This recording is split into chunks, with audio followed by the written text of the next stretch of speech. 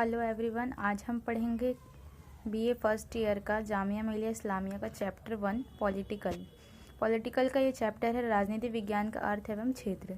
राजनीति विज्ञान का जो चैप्टर है इसका परिचय ये है राज्य यानी कि स्टेट या कंट्री। राज्य और राष्ट्र में थोड़ा सा डिफरेंस होता है बट यूज़ करते हैं हम राज्य को राष्ट्रीय मानते हुए।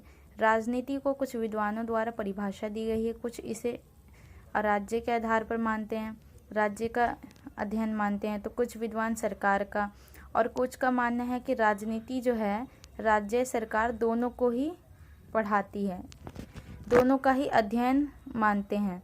राजनीति विज्ञान का जो अर्थ है वो राजनीति विज्ञान अंग्रेजी भाषा के दो शब्दों पॉलिटिकल और साइंस विज्ञान के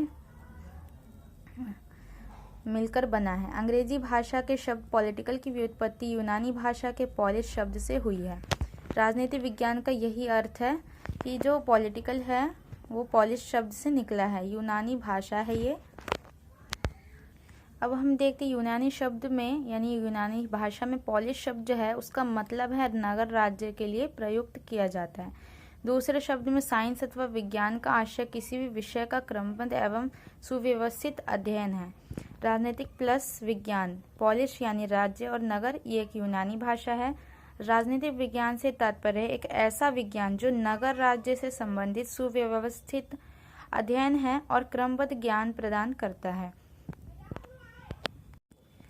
राजनीतिक विज्ञान के बारे में अगर हम प्रेजेंट में पढ़े तो वर्तमान में जो राजनीति है अभी प्रेजेंट में तो प्राइम मिनिस्टर हमारे नरेंद्र दामोदर दास मोदी हैं। अब वर्तमान में अगर राजनीति की बात करें तो बहुत लंबा प्रोसेस होगा। अगर हम इस टॉपिक के अकॉर्डिंग देखें तो वर्तमान की राजनीति को हम कुछ पॉइंट्स के थ्रू जान सकते हैं। संचार एवं परिवहन के साधनों का द्रुतगामी विकास, संचार और परिवहन का जो है वो जो साधन हम यूज़ करें उसका डेवलप होना, वैश्विक स्तर पर लोकतंत्र का प्रसार होना यानी कि विश्व के स्तर पर हमारा जो लोकतंत्र है उसका प्रचार प्रसार बढ़ गया है। नागरिक समाज की बढ़ती भूमि, नागरिक जो है वो समाज में बढ़ते जा रहे हैं और उनकी जो काम करने की जो क्षमता है वो भी बढ़ रही है। प्रौद्योगिकी व तकनीकें, प्रौद्योगिकी और तकनीकी यानी कि नई नई टेक्नोलॉजी जो आ रही है उसके बारे में हम कह सकते हैं। विचारधाराएं, अब वर्तमान में राजनीति की बहुत सी विचारधाराएं नई हैं, बहुत सी ऐतिहासिक है। भूमंडलीकरण, ये सब हम वर्तमान की राजनीति में पढ़ते हैं। ये मेरे नोट्स हैं और ये शॉर्ट नोट्स के थ्रू आप इस चैप्टर को समझ सकते हैं। जो हमारा पॉलिटिकल के फर्स्ट चैप्टर है ये दो पार्ट में डिवाइड है। ये ब्लॉक 1 का चैप्टर है, चैप्टर 1, और चैप्टर 2 में भी हम पॉलिटिकल को ही पढ़ेंगे बट रिलेट करते हुए पढ़ेंगे अदर चैप्टर से।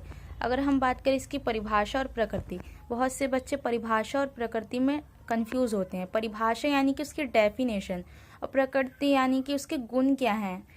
हम इसमें परिभाषा शॉर्ट में अगर जाने तो दो तरह से पढ़ते हैं, परंपरागत परिभाषा और आधुनिक परिभाषा। परंपरागत जो होती है राजनीतिक संस्थाओं का अध्ययन, राज्य सरकार तथा दोनों का अध्ययन, और आधुनिक परिभाषा जो है वो 20वीं सदी के राजनीतिक क्षेत्र और क्रांतिकारी परिवर्तन को बताती है। परंपरागत परिभाषा में हम 3 चीज़ें पढ़ते हैं, राज्य के अध्ययन, सरकार का अध्ययन और राज्य और सरकार दोनों का अध्ययन। नेक्स्ट टॉपिक है आधुनिक परिभाषा। परंपरागत परिभाषा को तो हम इजीली समझ सकते हैं लेकिन मेन दिक्कत आधुनिक परिभाषा में आती है।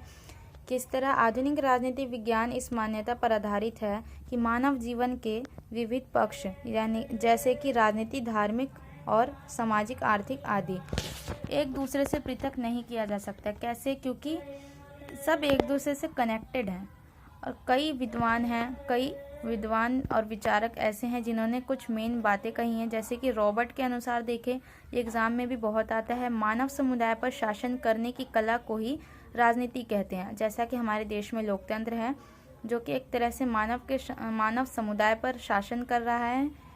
अतः आधुनिक विद्वान राजनीति संस्थाओं की अपेक्षा उन साधनों तथा प्रक्रियाओं को अधिक महत्व देते हैं जिनके आधार पर राजनीतिक संस्थाएं कार्य करती हैं।